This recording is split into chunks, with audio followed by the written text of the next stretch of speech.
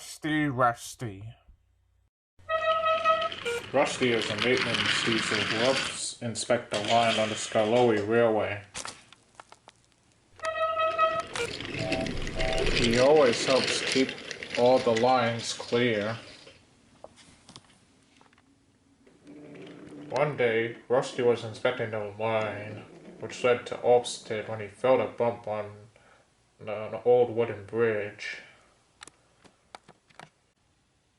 His driver went to go inspect the bridge. There were cracks in the supports, he said. That could be dangerous, replied Rusty. It might fall down if it's not repaired. And he hurried back to warn the other engines.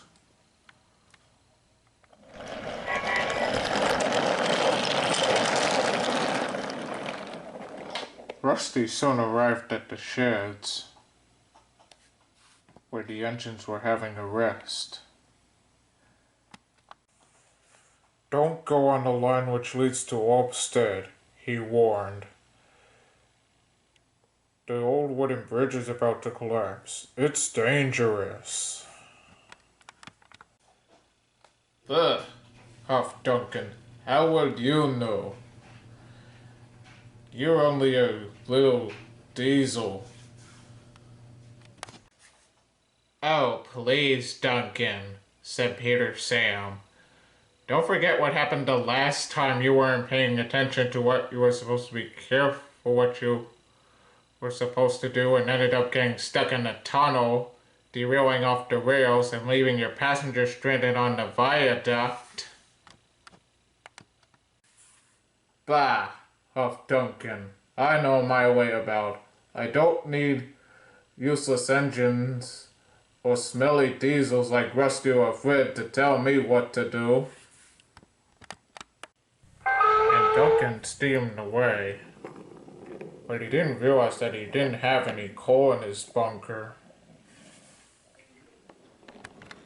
Rusty soon arrived at Groven's Gate and told Mr. Percival the bad news. Thank you for telling me, Rusty, said Mr. Percival. I'll send engineers to investigate the bridge. And in the meantime, none of the engines are to use it until it's repaired. After that, Rusty's driver put up a sign which meant line closed until the bridge was repaired.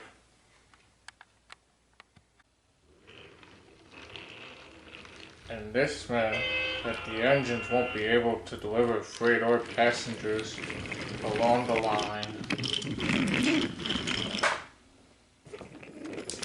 And this also meant that the trucks and buses had to take care of the passengers and pray for them and deliver them to their destinations from Lakeside.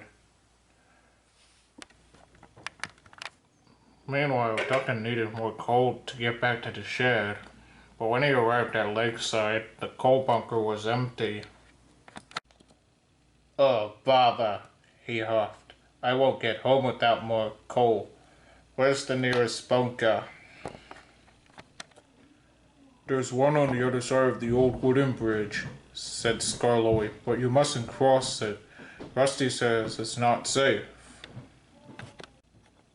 That construction diesel always makes things sound worse than they are, huffed Duncan. Sighed Skarloey. There goes that knowing it all, everything attitude that will get you in disgrace once again. Bah, huffed Duncan. I'm a plain lunk engine, and I speak as a foreign. Bridges will be bridges and not planks on pirate boats. Goodbye. And he puffed away. When they arrived at the junction,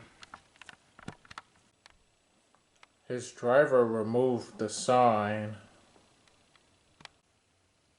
and they set off on the Arlesdale line.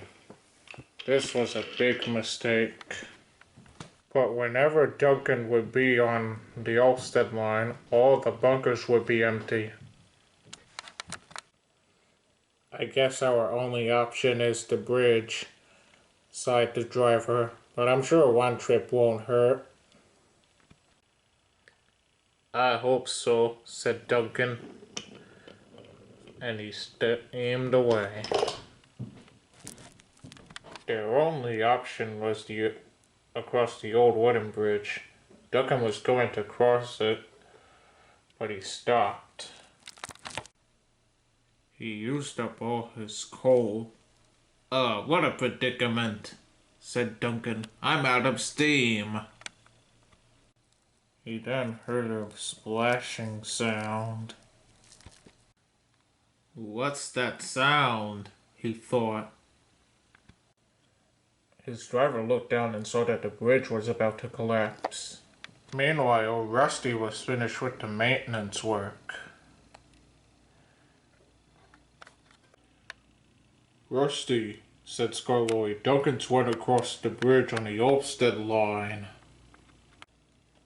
Well, then I better check if he's all right in that case, Rusty decided. He remembered the last time when Duncan said rude things about him, and he knew that he must help him at once, since saving engines from bridges are urgent. But the cracks and the supports were getting larger. A beam snapped just as timber pieces slashed into the water below. Help, I'm going to fall, cried Duncan. But Rusty was on the way. Rusty soon found Duncan up ahead. Duncan had never looked so scared. Rusty rolled carefully onto the bridge. Careful, Rusty, cried Duncan.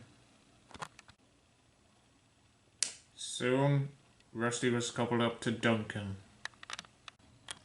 Hold on, said Rusty. Cried Duncan. And Rusty pulled Duncan off the bridge just in time. Just as the bridge collapsed. That evening, Mr. Percival spoke severely to Duncan. That was very irresponsible of you, he scolded. You will work at the slave quarry until you can be trusted again. Yes, sir. Sorry, sir, sighed Duncan. And Rusty, you were very brave to save me.